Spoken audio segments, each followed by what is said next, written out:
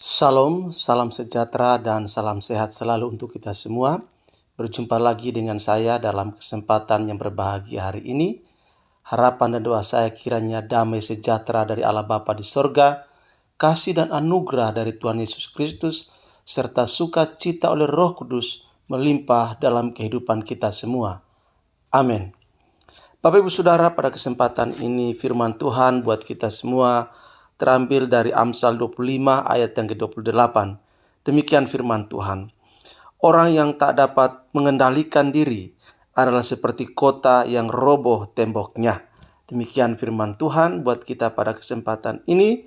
Dan judul renungan kita adalah bagaimana menurut Alkitab supaya kita sehat. Bagaimana menurut Alkitab supaya kita sehat. Nah, Bapak Ibu Saudara, David Jeremiah pernah menulis, tembok besar Cina didirikan pada abad ketiga sebelum Masehi sebagai pertahanan terhadap serangan orang-orang nomaden dari utara. Sepanjang abad-abad berikutnya, khususnya selama dinasti Ming tahun 1368 sampai 1644, tembok besar Cina diperbaiki dan diperpanjang luasnya, akhirnya membentang sepanjang 8.850 km persegi.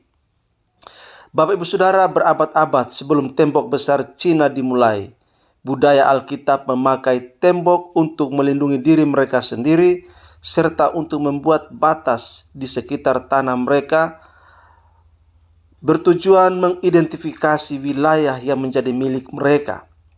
Namun agar efektif, tembok-tembok itu harus dirawat secara teratur. Pelanggaran sekecil apapun bisa memberi musuh keuntungan yang fatal. Ada pelajaran yang berharga di sini. Sebagai seorang Kristen, ada satu dinding dalam sistem pertahanan kita yang harus dijaga dan dilindungi setiap saat, yaitu tembok pengendalian diri. Bapak Ibu Saudara, Alkitab berkata, orang yang tak dapat mengendalikan diri adalah seperti kota yang roboh temboknya.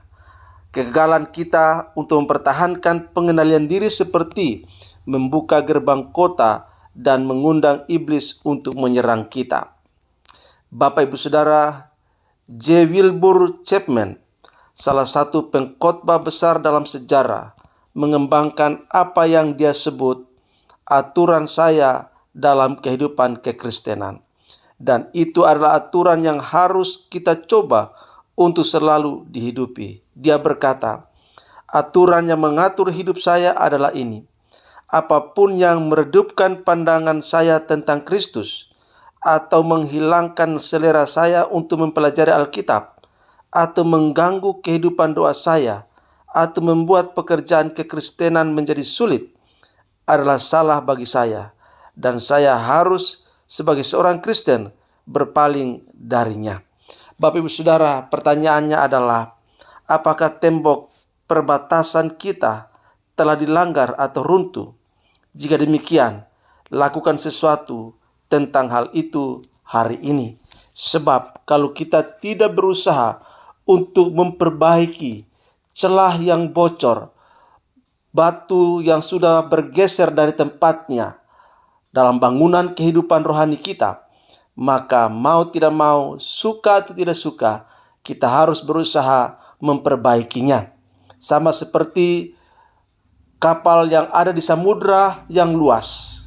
Dia tidak bisa tenggelam karena tidak ada celah.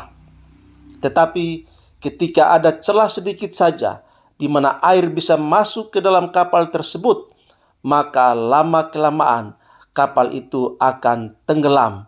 Karena itu Bapak Ibu Saudara, demikian juga dengan kehidupan rohani kita. Kalau kita memahami, mengetahui, mengerti bahwa ada celah-celah yang bisa menenggelamkan kehidupan rohani kita dan membuat kita berjarak dari Tuhan, maka kita segera memperbaikinya, segera kembali kepada Tuhan, segera memperbaiki. Mungkin doamu sudah tidak bersemangat lagi. Inilah saatnya untuk memperbaiki. Mungkin pembacaan firman Tuhanmu sudah tidak dilakukan lagi dengan baik. inilah waktunya untuk memperbaikinya. Mungkin ibadahmu hanyalah sebuah rutinitas, tanpa arti, tanpa makna. Inilah kesempatan bagi kita untuk memperbaiki cara kita beribadah kepada Tuhan. Supaya demikian Bapak Ibu Saudara, tembok pertahanan hidup bangunan rohani kita tidak akan mudah dihancurkan oleh musuh, yaitu iblis dengan segala kekuatannya.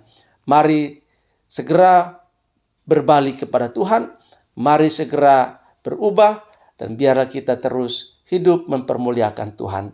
Demikian firman Tuhan buat kita pada kesempatan ini. Tuhan Yesus berkati dan salam untuk kita semua. Amin.